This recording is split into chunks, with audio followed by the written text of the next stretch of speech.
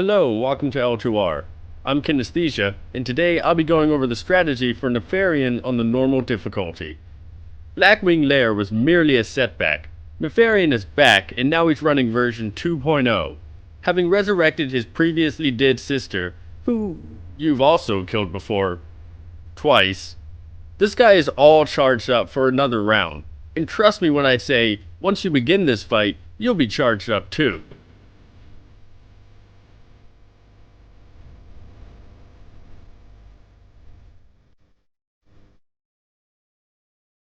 Nefarian is a three-phase encounter that checks to make sure your healers have their cloaks on straight, and your interrupters attend at school with Kanye West.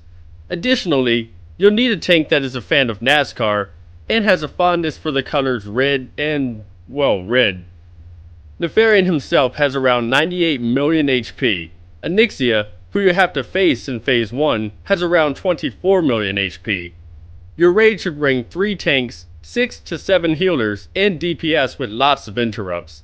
There are 2 different types of ads in this encounter: animated bone warriors and chromatic prototypes. Animated bone warriors will be kited for the majority of the encounter, while chromatic prototypes must be killed. These have around 8 million HP each. During Phase 1, your raid will be tasked with taking down Nefarian's sister, Kinaesthesia.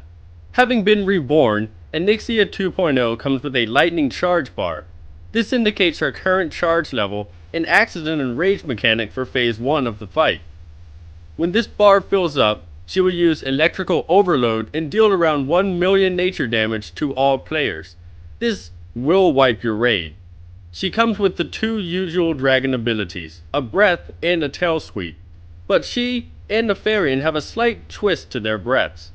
Kinaesthesia's Shadow Flame breath deals around 35,000 Shadow Flame damage to all players in the frontal cone every half second for 1.5 seconds.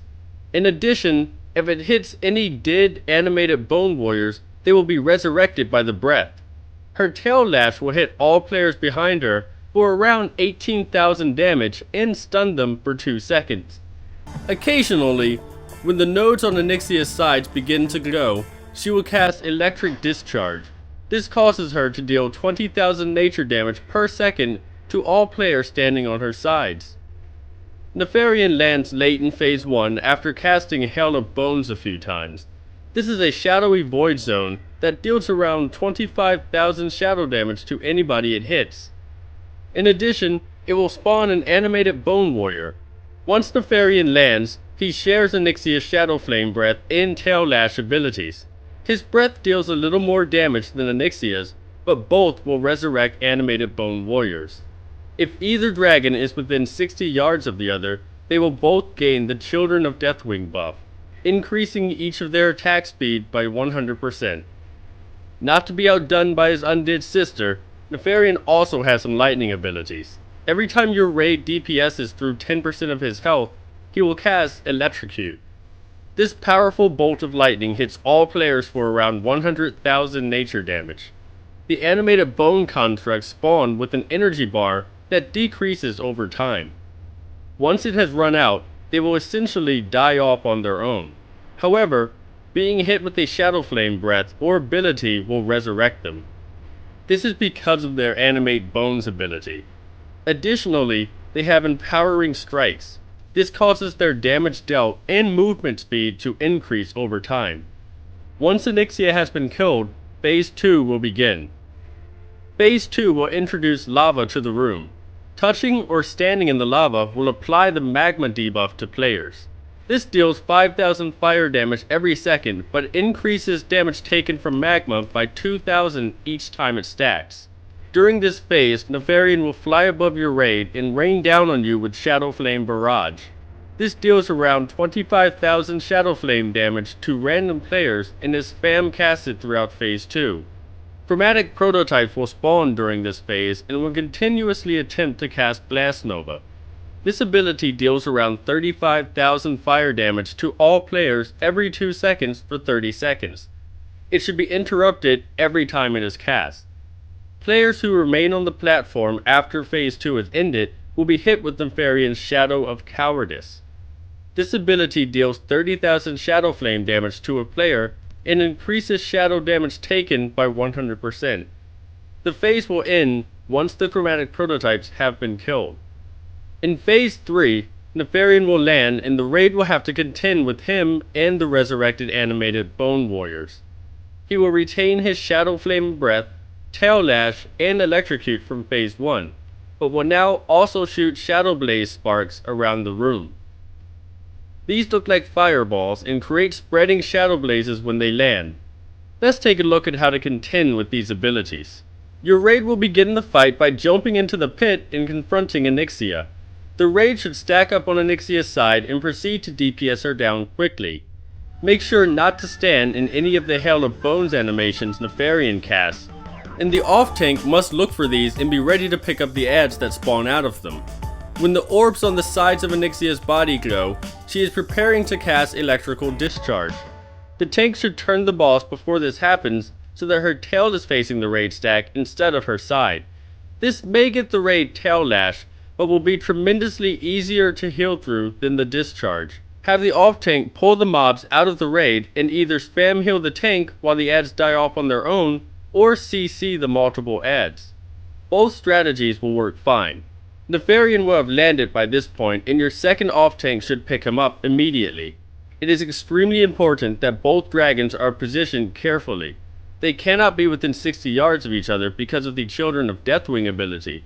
In addition, because of the extreme range on Shadow Flame Breath and Tail Lash, neither dragon can ever be made to directly face or face away from the opposing tank. The phase ends when Kinaesthesia is killed. This isn't hard to achieve, but to maximize DPS on Nefarian, players should wait to kill Kinaesthesia until it is completely necessary. When her lightning shards level reaches full, the raid will wipe, but until this point nears, players should DPS Nefarian if Kinaesthesia is already low. Remember that every 10% of his health, Nefarian will cast Electrocute on the raid, dealing around 100,000 nature damage to all players.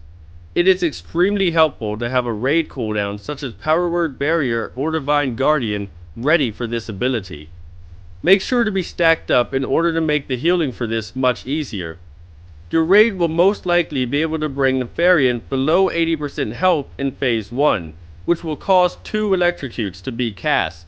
If your raid does not have time to bring him below 80%, the fight is still doable, so do not worry. Once Kinaesthesia has been killed, players will need to move into positions for Phase 2. At the start of Phase 2, lava will begin to fill the room as the platform you stand on lowers. This will also reveal 3 pillars that the raid must jump out of the lava onto in order to survive. Decide which pillar each player will be at for this phase prior to the pull. Your raid will need 2 healers and 2 to 3 interrupters for each pillar. Other than that, just try to spread out DPS as evenly as possible. Make sure to be near the proper pillar before the phase begins and swim straight up to make it out of the lava quicker.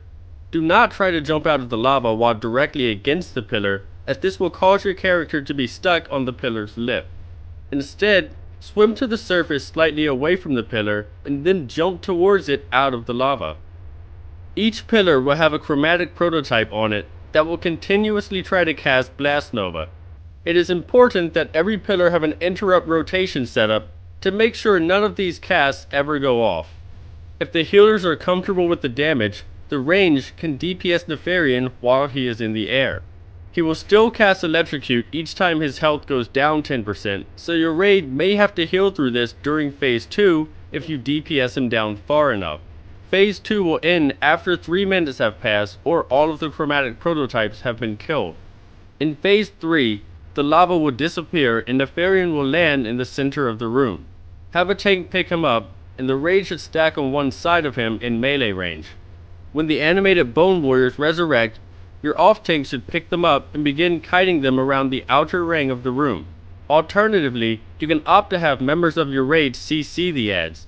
Positioning for this phase is very important, as the Nefarian tank will need to turn and rotate the boss to avoid tail lashing the add tank or shadow flame breathing the adds.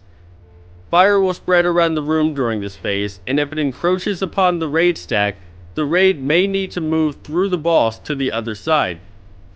It is a good idea to put a mark on one player for the rest of the raid to follow or know where to stack.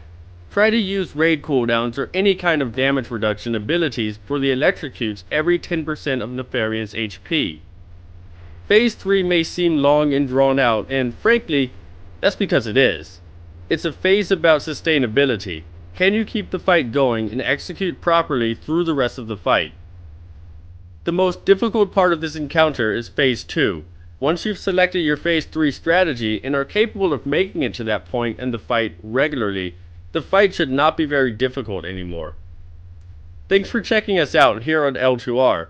We hope this guide was helpful, and we'll see you at the next boss.